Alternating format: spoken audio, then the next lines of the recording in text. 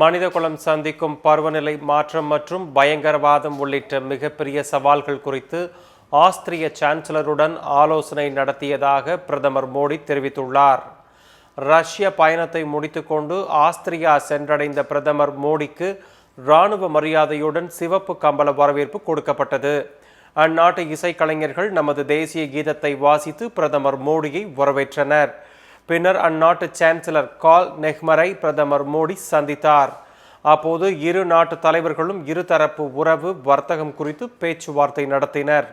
பிறகு இருவரும் கூட்டாக செய்தியாளர்களை சந்தித்தனர்.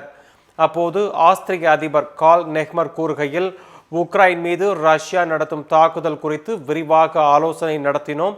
அதில் இந்தியாவின் நிலைப்பாட்டை அறிந்து கொள்வதுடன் யூரோப்பின் பிரச்சனைகள் குறித்தும் இந்தியாவிடம் எடுத்து கூறினோம்.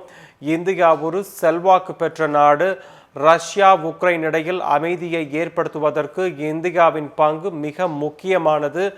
மத்திய கிழக்கில் நடந்து வரும் மோதல் குறித்தும் இந்த சந்திப்பின் போது ஆலோசித்தோம் என்று தெரிவித்தார். அவரை தொடர்ந்து பேசிய பிரதமர் மோடி, எனது 3வது ஆட்சி காலத்தில் ஆஸ்திரியா வருவதற்கு வாய்ப்பு கிடைத்ததில் மகிழ்ச்சி.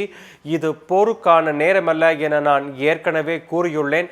பருவநிலை மாற்றம் மற்றும் பயங்கரவாதம் உள்ளிட்ட மனிதகுலம் சந்திக்கும் சவால்கள் குறித்து ஆலோசித்தோம்.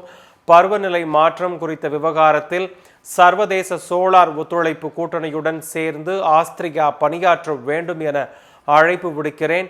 பயங்கரவாதத்தை எந்த வடிவிலும் ஏற்க முடியாது. அதற்கு இந்தியா கடும் கண்டனம் தெரிவிக்கிறது என்று பிரதமர் மோடி பேசினார்.